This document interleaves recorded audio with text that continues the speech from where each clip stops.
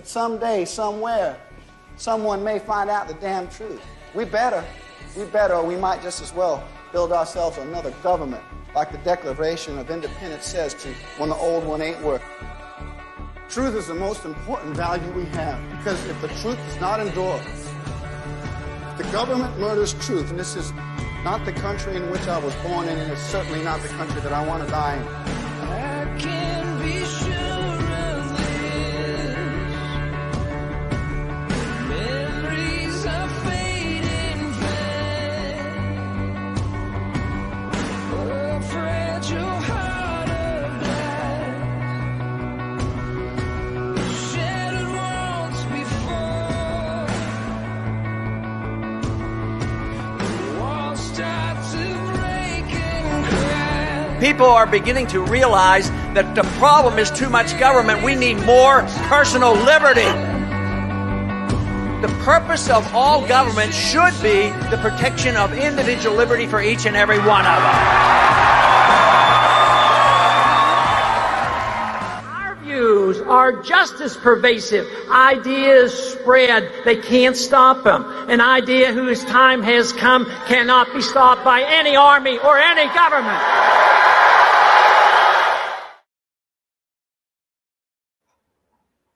And welcome everybody to the inaugural class of Learning the Constitution on the Untold History Channel.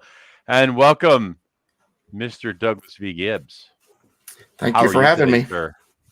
I'm doing great. Thank you for having me. Thank you, man. This is, if it weren't for you, we wouldn't even be doing this. So, you've tell us a little bit about yourself, bro. How did you get into the Constitution? I mean, I think that's a great place to start because I know we're going to have a lot of new people. All right. My name is Douglas V. Gibbs, and they call me Mr. Constitution. And I been teaching Constitution classes since 2008. I began a class in Temecula at a gun shop, interestingly enough. I'll get into that story in a moment. But for me, my interest in history and the Constitution came naturally. I've always loved that kind of thing. When I was a young man, I was an advanced reader. In the second grade, I read at about an 8th grade level. So I was reading a lot of history, and I was into that. And this thing called Schoolhouse Rock came on, the television. Back when ABC still meant American Broadcasting Company. And I'm not sure what the A stands for now, but it's not American. Right. But anyway, and Schoolhouse Rock caught my attention, especially the video on the preamble. And in fact, one of my claims, and this is actually very true, that for years, the only way I could recite the preamble was to sing it, because that's how I learned it. Now, that said, that wasn't enough. I wanted to learn more, and so my mom, started taking me to libraries, and I started doing my studying. And by the time I was 15, I was pretty well-rounded when it came to the Constitution from an academic and legal point of view. I did not know there were other points of views. What I had learned is what the professors were putting out as a young man.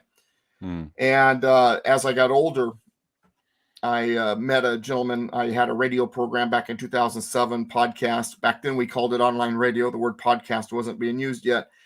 And a gentleman called into my show July of 2007 and says, you're pretty good on the Constitution, but you're missing a few things. I got some stuff I want you to read.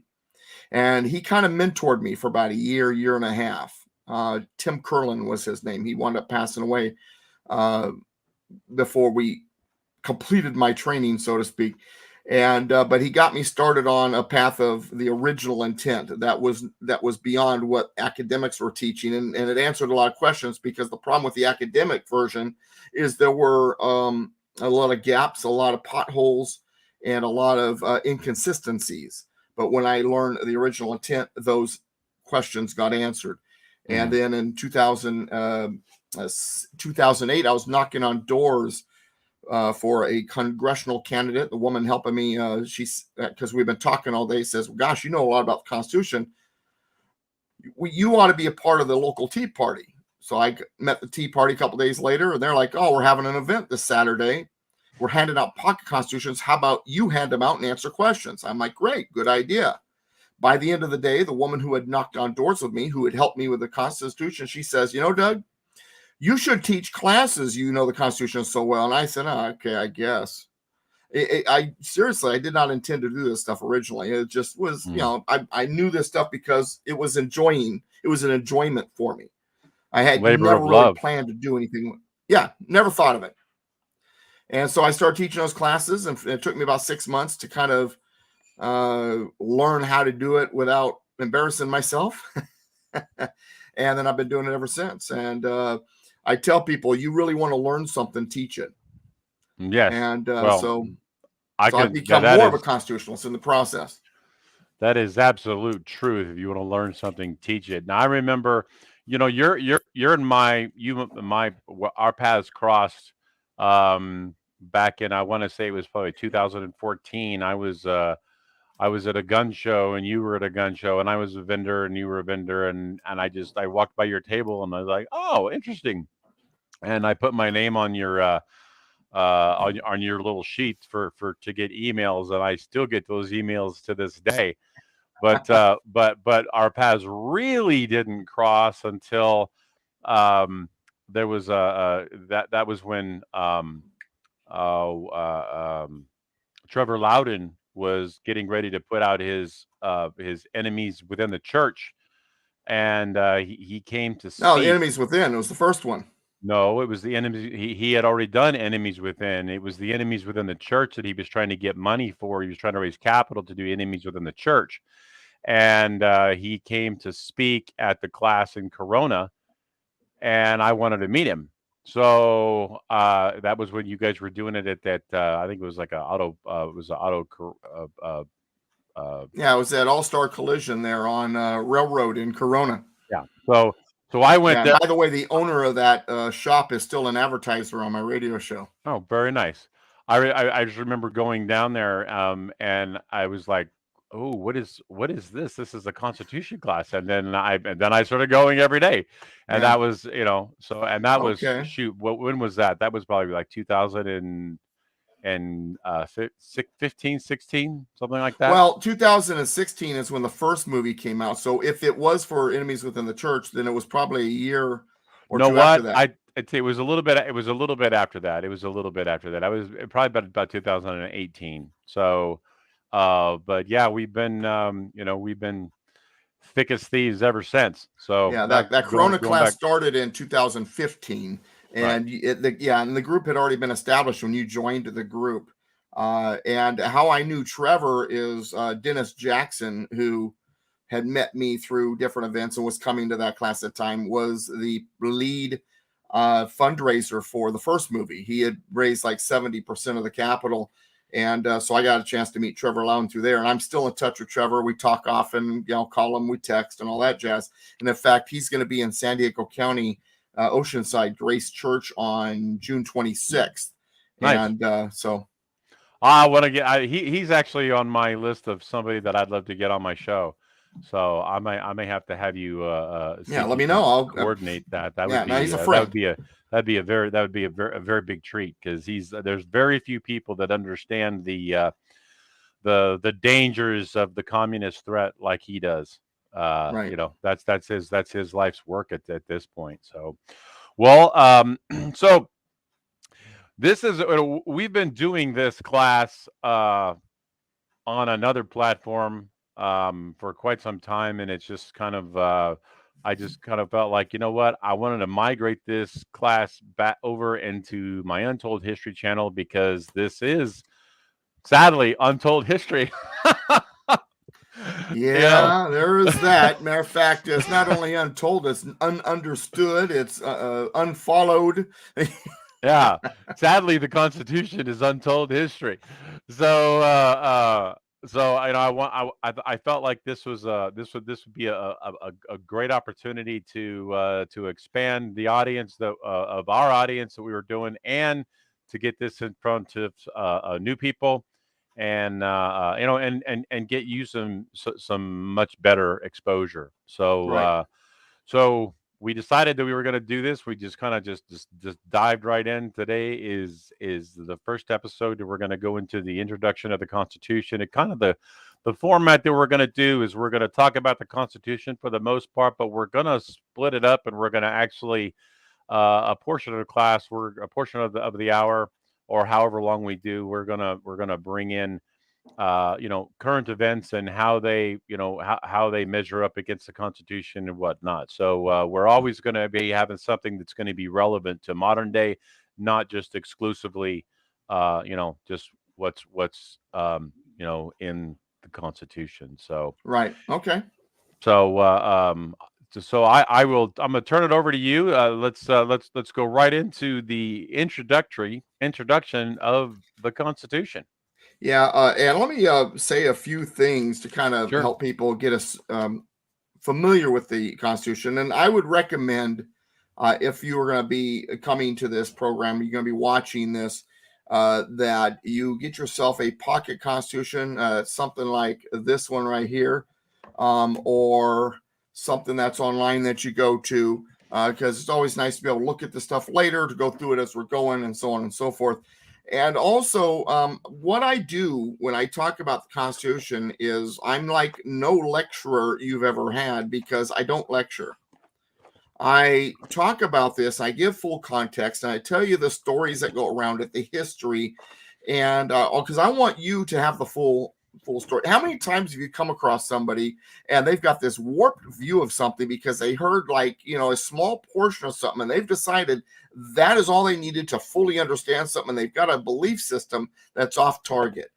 The context, the full context of everything is always necessary, and that's kind of my forte. And when it comes to Constitution and the beginning, it's interesting because most people think that the Constitution is the preamble and the Bill of Rights. Mm-hmm. The rest of it they kind of discard. And the whole thing is important. Line by line, I'll go through it. And the preamble is interesting. And something else that people, when it comes to that preamble and all the rest of it, people don't understand. And I don't know if I've really gotten into this before, so I'm going to do that here, is the Constitution, they didn't just sit there and write it. There were committees that were created. They wrote it in committees, and then the committees put forth what they had written to the whole, and then the whole would talk about it, and then it'd either go back to committee, or they'd approve it, or they'd make changes, amend it, whatever. And there were even different committees that didn't even write the Constitution. For example, one of the committees was the Committee on Style, to make sure it was written in a style that could be understood, it was using proper English, it was properly punctuated, all of that. They even had a committee for that. And this was an effort that they worked on over about 4.5 months. Interestingly enough, the preamble, which is at the very beginning, was the last thing written. It was to be the introduction. They did have a preamble per se, but just said, "We the people of the states." It didn't even say United States of America. We the people of the states. That's it. And so a guy named Gouverneur Morris led the committee on the writing of the preamble. And so these people purposely crafted it. This is not something that was just written. It was a carefully crafted document, carefully crafted preamble, carefully crafted, articles, and so on and so forth. So I just wanted everybody to understand that. The other thing I wanted people to understand is that the history that these founding fathers understood, their history, their background, what they were raised learning, was British history. They were, after all, English colonists. And British history was founded on a combination of two things: Protestantism and the Saxons. The Saxons had invaded the British Isles at one point, and what had happened along the way is the original Britons were pretty much, the women were, moved into the Saxon society, and the men were either, killed or enslaved, and ultimately they would die too. So the original Briton population, if there's any genetic material in the English society or British society from the original Britons, it's because of those women. Mm-hmm. But it's really actually a small part. What really became the foundation of what Britain would become became the Saxons. The Saxons and the Angles and the Jutes came over. And the Saxons took what today is basically England, and Wales. The Jutes took kind of what the area where Kent is, and then the Angles pretty much controlled northern England and Scotland, or what became that. And the Saxons believed in something that's very interesting. They believed in innocent until proven guilty. They believed in the idea that your rights are dispensated to you supernaturally by whatever being is out there. They weren't necessarily Christians at that point. They believed in a representative government. They believed in the punishment fitting the crime. They believed that your symbol of liberty or freedom was your weapon. Right to keep and bear arms, and so on. So they have this foundation that we recognize because our foundation comes from it. When Protestantism came to Britain, it became a good marriage because the Mosaic system, Moses law, taught similar things. That your rights come from God, that you're innocent until proven guilty, a representative government, and so on and so forth. And so the two married each other quite well. So the British Saxon system became the foundation of not only Britain, but all of their colonies.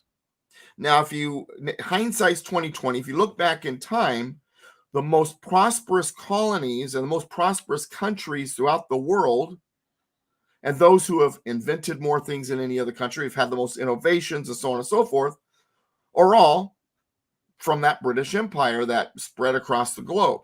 Now, I'm not necessarily condoning or championing colonialism or the empire. I'm just letting you know that the Saxon system was so good that when it was fed to other places, it succeeded.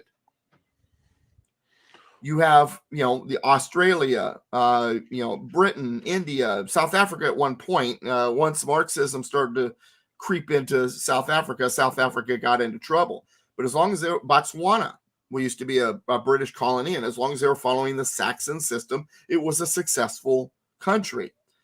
And even Israel has, its foundation was based on that system. When it was created, they took a lot from the British Saxon system in their beginning. So all of these successful, innovative, big, long list of inventions, countries, regions, areas, they all come from that same foundation because, see, the free market, liberty, natural rights, all of those things always in the long run prosper. And even in America, as messed up as it is today, because we have that as a foundation and because we have some of that still in play, we're still the best place in the world to live, despite all the kookiness going on. And as bad as we think it is, let's take this into consideration. I was talking to a friend of mine today, and he was telling me this, and I looked it up and confirmed what he said. The number of people that died during World War II, if you were to average it out over the 6 years, was about 30,000 people a day during the span of the war. Wow. That's soldiers, troops, civilians, whole bit. You add it up. 9/11 was about 3,000 dead. So World War II was 10 9/11s every day for 6 years. Wow. If you put it in that perspective, that's pretty harsh. That's pretty crazy. We think things are tough now. Imagine that. Imagine living in that time. Or study the 60s and the early 70s and the riots in the street and the violence and the racial chaos and the division. And then when Nixon came along, even though he had been a member of the NAACP since 1950, one of the first things that the left, the opponents, the enemy did is they called him a racist.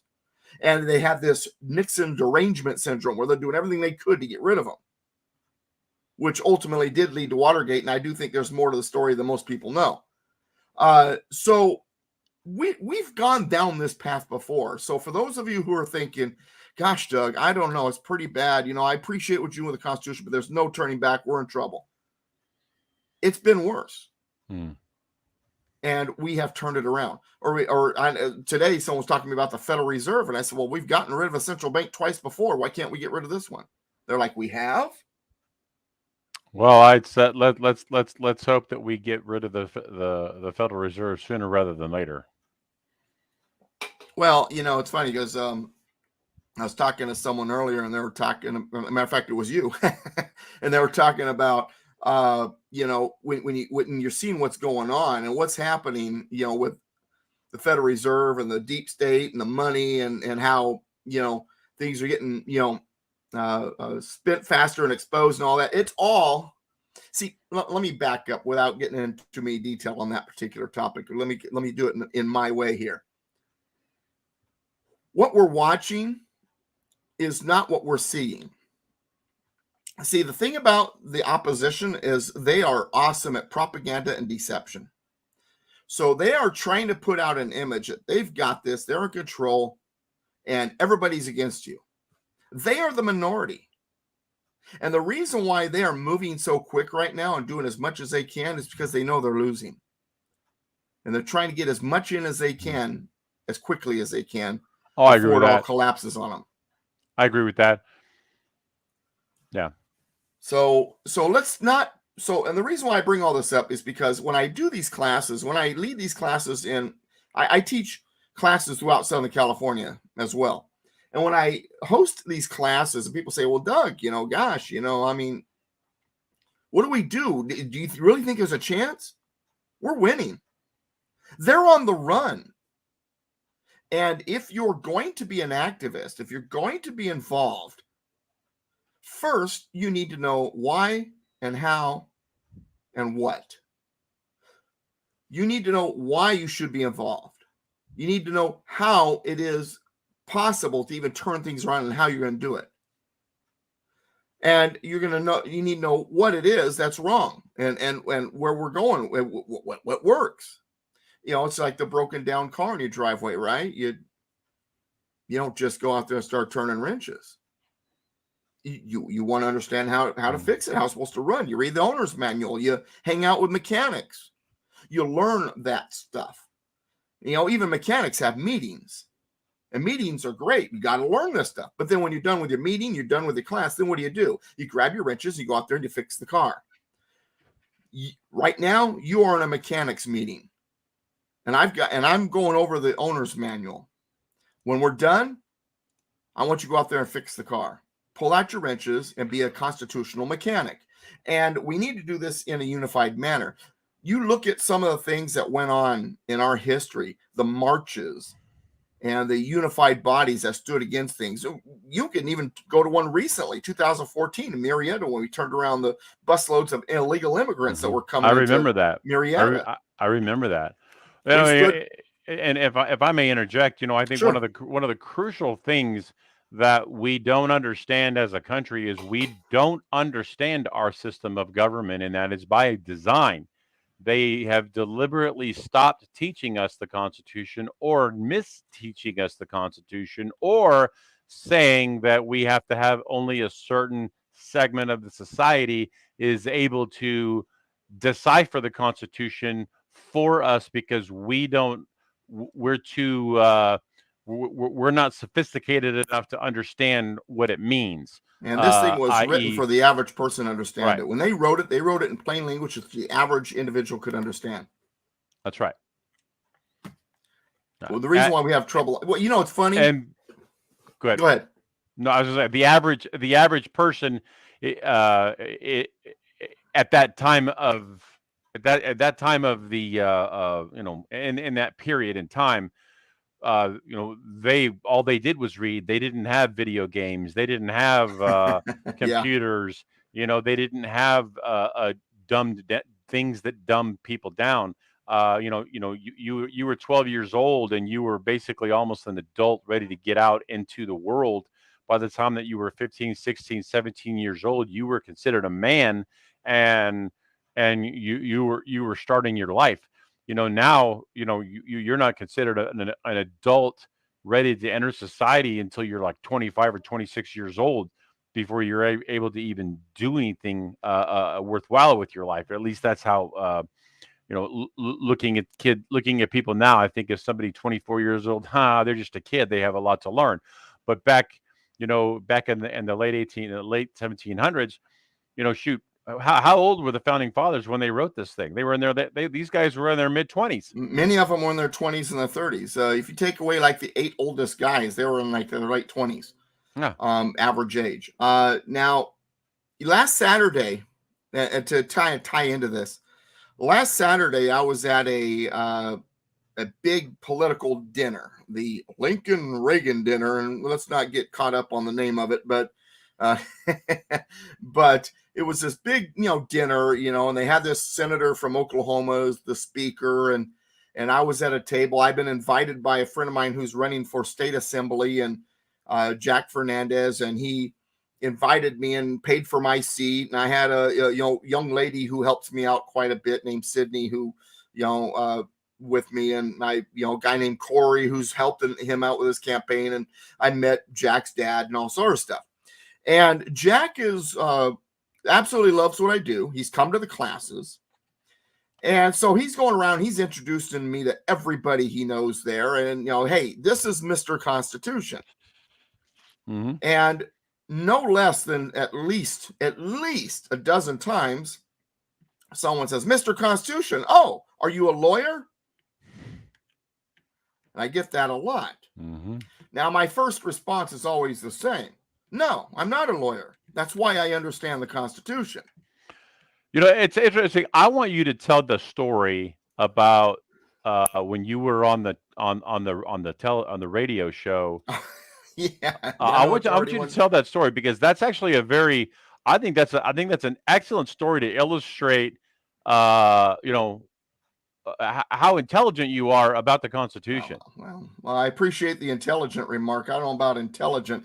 Remember that car I was talking about earlier? Put me under the hood of one of those. You'll see how dumb I am. But yeah, no, this is something I've studied all my life. And you don't need an alphabet soup after your name to be an expert at something or a scholar, so to speak. What he's talking about is KTIE, The Answer, AM 590 in Riverside. And this is the station that used to carry Rush Limbaugh. It's the big conservative station in Riverside County, in the Riverside County market. Riverside County, for those of you who are not in Southern California, is basically the largest part of the Inland Empire, which is a region that sits just kind of southeast of Los Angeles and north of San Diego County.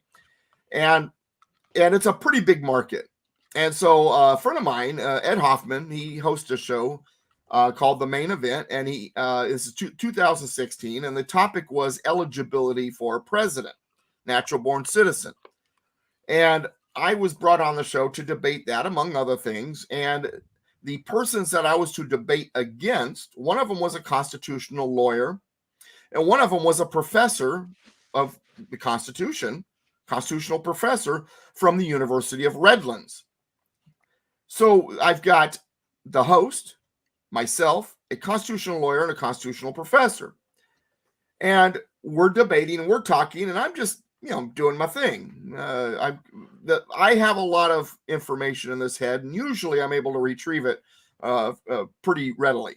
And so during the show, there's a couple times where the constitutional professor doesn't know how to respond. There's dead air, and I'm happy about that. Normally, dead air on the radio is not good, but in those cases, it was a wonderful thing. The constitutional lawyer was kind of in on the conversation about the first 5-10 minutes, and then he kind of bowed out. It's almost like he knew he was outclassed.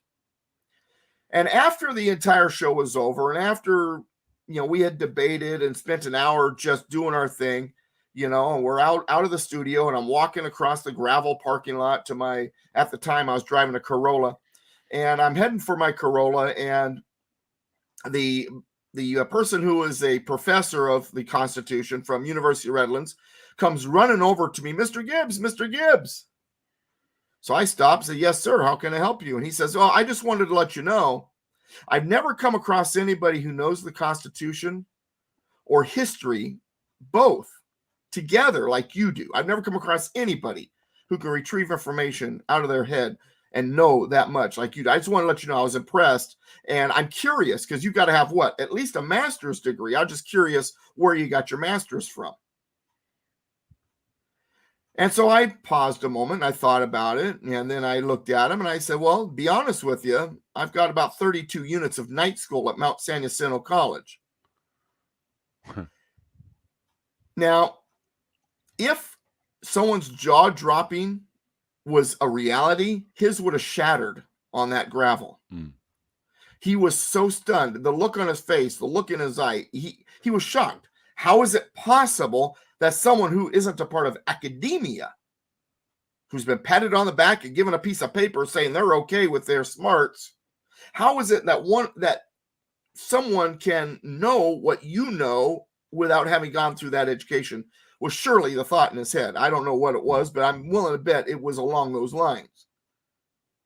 And I don't tell this story because I'm trying to brag or anything. I just want people to know that when it comes to whatever it is you endeavor, you don't have to play their game. And I haven't. And that's actually why I know what I know, because their job, and I say job on purpose, their job is to make sure you don't learn that. Their job is to make sure you learn it the way they want you to learn it and you respond the way they expect you to learn, because they don't teach us how to think anymore. They teach you what to think. That's and I refuse exactly to be right. a part of that. That's exactly right. And I'd like to say, my father was a pharmacist. He didn't get a PharmD. He was just a normal RPH. When our pharmacy was a 4-year degree at that point, he was smarter than many physicians when it came to like health conditions, whatnot, because he read and he studied things that were unique. I have a lot of respect for things that my father did, and I've met along the lines. He met many people that one guy didn't have a day of college under his belt, and he was smarter than almost any biochemist on the planet because it was just something that he loved. And and there are several people in my life that I know that don't have, that have very minimal schooling, and they know the topic better than some people who actually have the degree hanging on their wall. And I think the reason that I bring this to the fore is because I want people to understand that what Doug is going to bring to this class is he's going to bring a level of understanding and that you're not going to get really from anybody. The only person out there that I know of, and I'm drawing a blank on her name. What's her name? What's the gal's name? Chris Ann Hall. Chris Ann Hall. She's the only person who I would say that is on par with you. And she is she not an attorney? She is a lawyer. She is an attorney. Yeah. And we met years ago. I actually invited her out to speak at one of my annual dinners for the Constitution Association. And before she went up to speak, and she was sitting at my table, and I said a few things. And one of the things that I said into the mic was I went over the Commerce Clause. And I'm not going to go over it now because I don't want to run it for you guys later. But basically, when I talk about the Commerce Clause, it's like you've never heard before, ever. And so I sit down at the table, and Chris Ann turns to me. She says, I thought I was the only person that talked about the Commerce Clause that way. Bravo. And so I kind of got a kick out of that because I looked up to her. And so when she was like, oh, you present it the way I do, and you're like the only other person I've ever come across that does that. That was actually a big compliment. She is sharp. She's in Florida. There's a couple of other people I would say that are on par and maybe even a little bit better. Rick Green's pretty good. Mike Haller, who out of Colorado. You got David Barton, who really is, in my opinion, at the top of the game when it comes to constitutionalists. He gets more into the history and less into the context like I do, but all of them are, fantastic constitutionalists. I've got a friend, Steve Jackson, who lives in LA County, who's real sharp. And then we've got John Chambers up in Oregon, who's the original Mr. Constitution. I have to tell the story real fast. So when Mr. Constitution, Ron was the one that really started calling me Mr. Constitution, and it caught pretty quick. And as it began to grow, and I'm calling myself Mr. Constitution, I thought, you know what? I better check to make sure I'm not stealing somebody's trademark or, something, right? So I find that there's some guy named John Chambers up in Oregon who's been going by Mr. Constitution all the way back to the early 90s. And so I get a hold of him. I find him online. I get a hold of him. We talk on the phone. And he says, oh, yeah, no, I know about you, actually. And, you teach near where I used to teach. I used to live in Southern California. Back in the late 90s, early 2000s, I taught classes in Lake Matthews. I'm like, oh, no kidding. He says, yeah. And so I said, so you've been called Mr. Constitution all this time? He says, well, I didn't come up with it. People just started calling me that, so I took it on. And I said, well, I wanted to make sure it was okay that I go by Mr. Constitution. I didn't want you to feel like I was stealing your name. And he responded this way. Doug, there should be a Mr. Constitution in every county of every state in this country. Use it and use it properly. I agree. And I'm like, that's awesome. Yeah. Well, and that, and that's kind of like that, when we did what we were doing, when we originally started the online video, it was basically along the same lines, it's like you and I do this not because we're trying to make money on this. This, to me, we have to save the country. And the main thing to do to save the country is to understand what the founding document is, what it was meant to be, and how it has been bastardized and usurped. That's expressly why it's so critically important for us to understand the Constitution, which is why I'm doing this class the way that I'm doing it, and bringing it into the fold of my channel here, and why I have Doug teaching it. Doug is the author of what, 8 or 9 books now. I'm at 9 at the moment. Number 10 is weeks away from being completed, and then I'll get it out there hopefully by the end of July. So, you guys are the people who were tuning in and getting to hear Doug. You guys are really, I don't know if you truly grasp the the greatness that he brings to the table here. So I truly want you to appreciate, what, do not judge a book by its cover. Doug is an extremely intelligent individual. So I'll take that as a compliment. Yeah. Yeah, I blush when people do this, because I'll be honest with you, I don't think I'm that intelligent, but I do know what I know, and I know this really well. And I've made it important to me to know the Constitution and history and the context of the Constitution, the writings of the founders. And here's the thing, and I think this is part of the reason why I know what I know so well, is I didn't just study this. In a sense, I got to know the founding fathers. I know these guys. I'm telling you, if I were able to go back in a time, get into their dress, the way they dress, and just walk the streets and meet them and have coffee with them, I would fit right in, because I've gotten to know them so well. I knew how they talked. I knew what they thought, because I've gotten to know them because of their writings. For example, we have over 6,000 letters that Thomas Jefferson wrote. He wrote more than 10,000. It's like 16,000 or 20,000, something like that. I can't remember the number, but we have 6,000, I think, of them is available to us. Elizabeth Powell and George Washington wrote letters between each other. We've got those letters. We've got the notes and the writings and the letters and the transcripts of meeting minutes and all this other stuff. We've got all of that. But yet we want to listen to what a professor says. Right. We can go back to the original, go back to them, ask them. Don't just make an assumption. Go back and ask them. It's in their writing. And I've read pretty much all of it. I haven't read all of Jefferson's letters, but I've read I'd say probably 300 or 400 of his letters. I've read, the entire Madison's notes a few times. The notes that James Madison took during the Constitutional Convention. I've read all of the Ratification Convention notes, and so on and so forth. So now I want people to understand, though, that it's more than just that. Knowing is a part of it. Then now, what's the call to action? How do we apply what we learn? And that hopefully we also learn here. But I do know this. I don't know if my ideas will work for you when it comes to applying, but I do know this.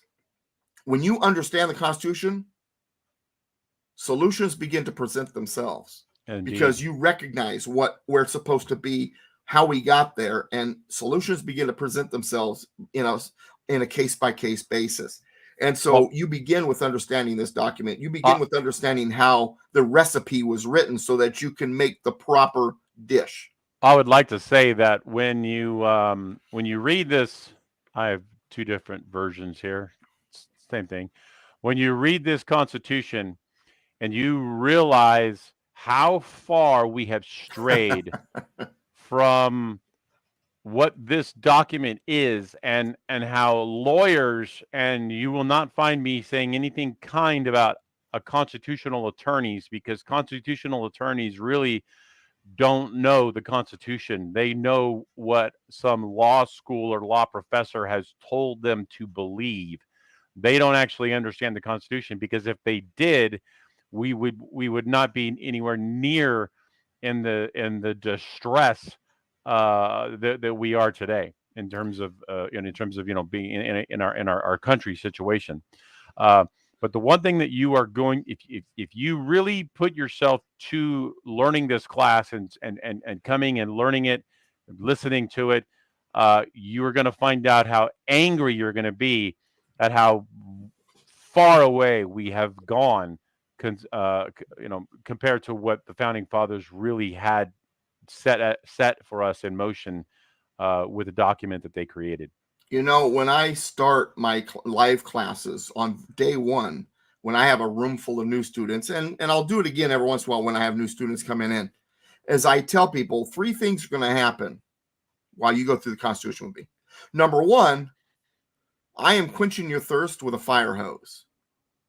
It's a lot of info, and it's okay. You're not going to remember it all. Take notes, try to grasp it. Go through the Constitution with me 2 or 3 times, because it's like watching a movie over and over again. You watch the movie a second time, and now you know the story, and suddenly certain scenes start to make sense. So first of all, it's a lot of information. Don't feel bashful because or ashamed because you're not grasping it. That's reality. It's a lot of information.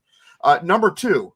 I'm going to tick you off, as Ron was saying, because you're going to find out it is a lot worse than you thought. Even those of you who think that's it, we're done, you're going to find out it's worse than you thought. But the wonderful thing is there's hope, and there is a way to turn it around. And third, and this one's very critical, I'm going to come across concepts that you, as whatever you believe, you thought you firmly believed a certain thing, and I'm going to come across concepts, and I'm going to present them in such a way that you're going to literally be like, no, that's not what I was taught. And you're going to have trouble grasping it. Understand why I'm presenting it the way I am and the fuller picture. And I believe that once you use your critical thinking skills, you'll come to agree. Some of these concepts, though, will be difficult because we have been taught what's wrong so much that it is hard for us to change our mind and say, okay, now I get it. Now I understand, just to use an example, the incorporation doctrine and why it's not good, for example. And so I am, birthright citizenship might be another one. And there's going to be a list of things where I'm going to say something. You're going to be like, I've had quote unquote conservatives get into it with me. And I said, no, they'll argue with me. I'm like, well, wait a second. Let's break it down. You've been taught wrong. Let's break it down. Right. I want you to use your critical thinking skills. And that's what I'm asking. But these 3 things will happen. So you've got the fire hose of information. I'm going to anger you. And some of the concepts can be hard to wrap your mind around. Well, one of the things that's going to be different about the class that we're doing here on the Untold History channel is we are not exclusively going to be doing just the Constitution. We are going to be talking about some event in the current day that is applicable and is off kilter from the Constitution. And Doug and I will have our lesson, and then we'll have the thing that's not a part of the lesson. And Doug and for that today, what we're going to talk about for the last probably 10-15 minutes of the show is we're going to talk about the debt ceiling, because we were talking about that, and because that's something that's still kind of fresh in people's minds, and people are still talking about it.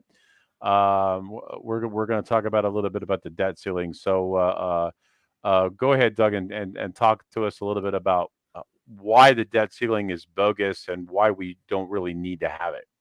Well, and then I'll even go a little bit further because there's an argument that was being used regarding the Constitution and the debt ceiling. But let's talk about the debt ceiling for a second. First of all, national debt is something that our country has had since day one, and we did pay off our debt once.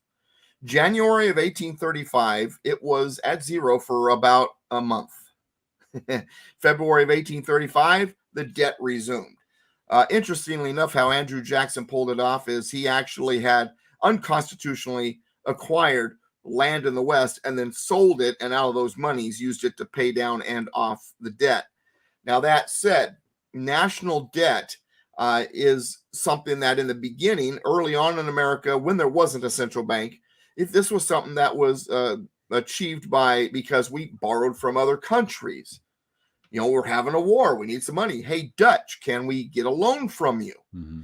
But when it comes to these central banks, there's an added part about it that you borrow money into existence, and then that money, that debt that the Federal Reserve, it gets sold.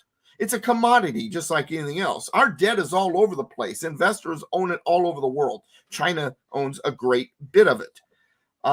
But that debt keeps accumulating. It keeps getting bigger. And what's going to eventually happen if we don't stop it is that it will become unserviceable. In other words, the interest that needs to be paid on it will become higher than our ability to pay. That's when you get into trouble. Now, they don't want you to focus on that. We know who they are, don't want you to know this, and they want you to feel kind of nice about it. Well, don't worry, there's limits. In fact, there's a debt ceiling. They can't go past that unless, of course, Congress approves it, but, they know what they're doing. That's the image they want you to believe. The debt ceiling is an illusion. First of all, if you're borrowing money into existence, there is no limit. And they will keep going until it becomes unserviceable. So first of all, the idea that there is a debt limit, it's a smoke and mirrors move to make you believe, oh gosh, see, there's limits there. There's, a check and balance. And there's not. Secondly, one of the arguments that's been used, and one of the arguments that's been used regarding the debt limit is, well, gosh, if they don't come to an agreement, and this is what I want to talk about a little bit here too. If they don't come to an agreement, the president can use the 14th Amendment to force them to raise the debt limit. And all of the knuckleheads in Washington on both parties, the D and the R's are the same on this one. There's no difference between them on this one. Oh yeah, 14th Amendment. Woo, we don't want to do that. Pelosi brought up the 14th Amendment I remember it was like 10 years ago or something like. We can use that to force them to raise the debt limit. Well, what do they mean by that? Well, what they mean by that is this. In the 14th Amendment, there are 5 sections. And the first 3 sections have to do with other things. The first section being citizenship. The second section is, first section is citizenship and the Due Process Clause, Equal Protection Clause, the Privileges and Immunities Clause. The second section has to do with apportionment for Congress. The 3/5 clause gets superseded by the writing in Section 2. Section 3 of the 14th Amendment gets into punishment for the Southern politicians who had given an oath to the Constitution, and by being a part of insurrection, rebellion, this is the Constitution talking, not my opinion, then they can't hold office. I don't believe it was necessarily an insurrection per se, but that's a different discussion for a different time.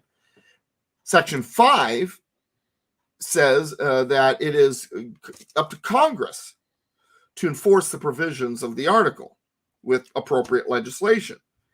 But now I skipped there. Let's go back now to Section 4. Section 4 is what they're focusing on when it comes to the debt limit. What Section 4 says is I'm going to get to 14th Amendment, Section 4. So I put it on screen so you guys can see it too. All right. So you'll notice that there's different sections there for the 14th Amendment. Okay. So here's section 4. The validity of the public debt of the United States authorized by law, including debts incurred for payment of pensions and bounties for services in suppressing insurrection or rebellion, shall not be questioned. But neither the United States nor any state shall assume or pay any debt or obligation incurred in aid of insurrection or rebellion against the United States, or any claim for the loss or emancipation of any slave. But all such debts, obligations, and claims shall be held illegal and void. So the language here is important. So first of all, what they're basically saying, what they are saying about this, and this is what it says, that you can't question the public debt. It's got to be paid. And the way it's worded, it says public debt of the United States authorized by law, including debts incurred for payment of pensions and bounties. So in other words, it's saying debt prior to the war, during the war, and after the war accrued by the federal government. That's basically what it's saying. And it shall not be questioned. In other words, it will be paid. Now, the argument, though, that President Biden can use that clause to force Congress to come to an agreement because the debt shall not be questioned is not accurate. Now we go back to section 5 again, which I mentioned earlier. The Congress shall have power to enforce by appropriate legislation the provisions of this article. Does it mention the president there? No. Congress enforces the provisions of this article. So if anybody's going to come to a decision on the debt, national debt, the budget, all of that, it's Congress. So first of all, the president cannot use the 14th Amendment to force Congress to do anything. He's not even mentioned here. It's a legislative process, and it's up to them to come to that decision, first of all. Second of all, now the question is, is the public debt really something that shall not be questioned? Is it really wrong or illegal or out of whack for us to question the public debt? Because here's what it says, once again, the validity of the public debt of the United States authorized by law. Stop right there. What does it mean, authorized by law? Well, typically, authorized law means that it got proposed by one of the houses of Congress. After committees and debate and amendments and all that jazz, eventually both houses approved the same bill. Then the bill went to the president, and either the president signed it into law or he vetoed it, and then both houses of Congress overrode that veto. Either way, now it's a law. And the law then authorizes the spending or the debt that is being created. So the validity of the public debt of the United States authorized by law. So it's gone through that process. But we have a caveat here.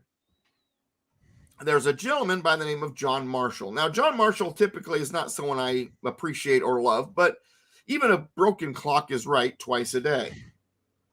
Those of you who are younger will not understand that because all you know is digital, but I digress. So the question then here is that debt valid? Is that debt authorized by law? Well, in Article 1, Section 8, it says that Congress shall coin money. So now we have to ask ourselves, that money that's becoming debt right now, is Congress creating that money? No. It has gone to a different source. It's coming out of banks and the Federal Reserve and all of that. All of that is what is in charge of creating our money. So first of all, in violation of Article 1, Section 8, Congress is not the ones coining money. Banks are. And that money is being used for debt because banks are creating them and because it's going through the Federal Reserve and it's a debt in that manner. Article Then 1, Section we 8. jump to another section, Article 1, Section 8, Clause 5.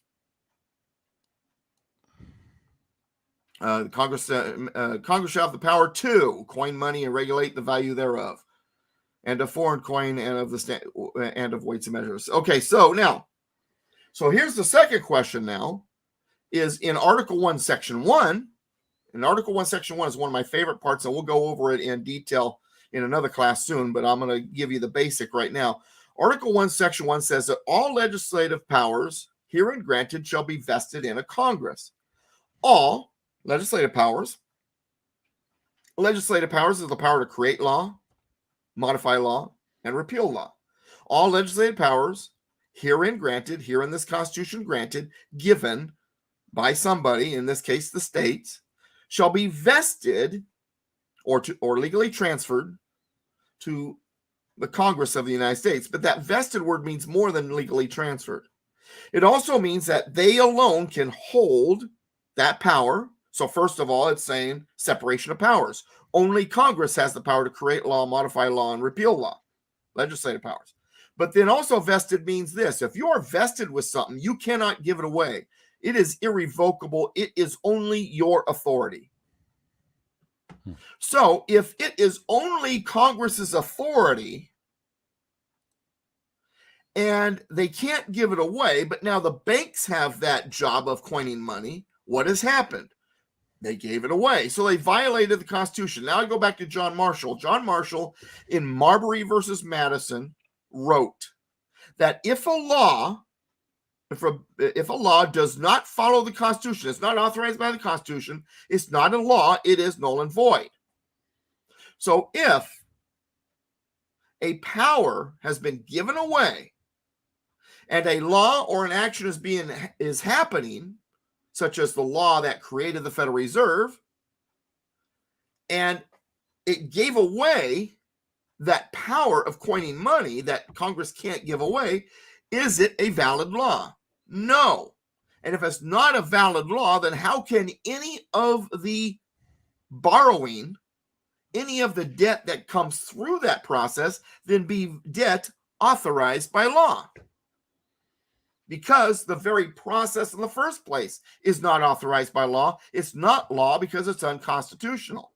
So therefore, all of that debt is not authorized by law. Make sense? Mm-hmm. You with me? I'm glad we brought that up, and I want those who are new to the show to realize that's just a taste of what we go through. How I explain things, how I try to make sure that you've got the full picture here. You know everything that goes along with it.